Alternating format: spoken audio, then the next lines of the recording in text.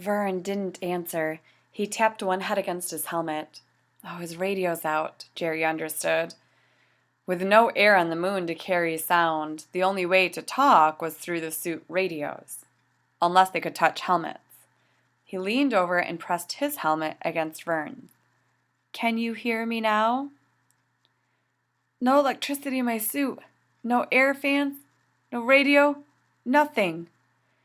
You must have banged up your backpack, Jerry said. Knocked the battery loose or something. I won't have any air to breathe. Vern sounded scared.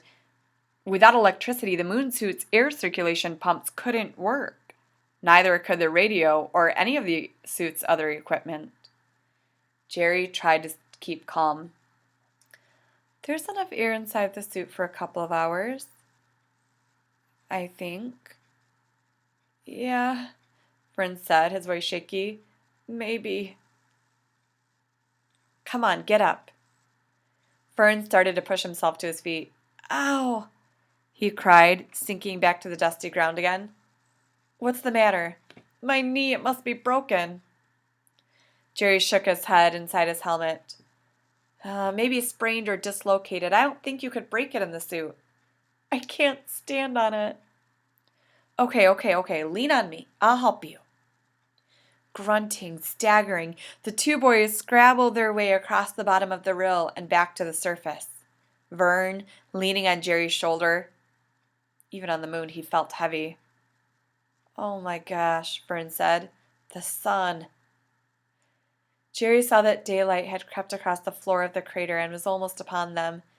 He knew that without electricity, Vern's cooling system and heat radiator wouldn't work. Once they were in sunlight, the temperature would soar to 250 degrees. I'm going to boil inside my suit, Vern shouted. Keeping his helmet pressed against his brother's, Jerry said, Come on, let's get back to the shelter. I can't walk. I'll help you. You can't. Come on, Jerry said stubbornly. Let's get started. Jerry remembered that the moon turned very slowly on its axis, once in about 28 days, not like the Earth's once every 24 hours. That meant that sunrise was pretty slow on the moon, about the pace of a person strolling briskly. Maybe they could make it. Maybe, Jerry thought, if we can get back from the sunrise, if we can get back before the sunrise catches us. They started toward the shelter, Vern leaning on Jerry's shoulder. Behind, blazing sunlight crept toward them across the crater floor. As long as we stay in the night, we'll be okay, Jerry told himself, if we can get back to the shelter before Vern's air runs out. They trudged along for what seemed like hours. The sky was spangled with thousands of stars. They seemed like hard, solemn eyes watching the two boys. We can make it, Jerry kept muttering. We can make it. But with every step, Vern seemed to get heavier. The line of daylight was catching up with them. Jerry could almost feel the sun's blazing heat roasting him. Vern coughed. Hard to breathe, he gasped. We're almost there. Jerry could see the rounded hump of dirt that covered the shelter. Can't. Vern collapsed. Jerry staggered under the full weight of his brother's unconscious body. Blinking sweat from his eyes, trying hard not to cry, grunting, puffing hard, Jerry dragged Vern to the shelter. The tractor was nowhere in sight.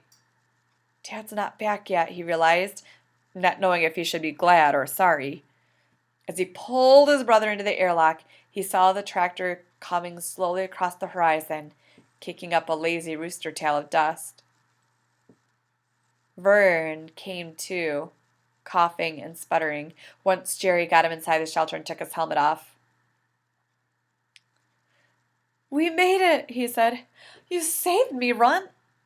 Dad's on his way back, said Jerry. Vern didn't care. You saved my life. You really did it. It's okay. Gee, Runt, I owe you. What can I do to repay you for saving my life?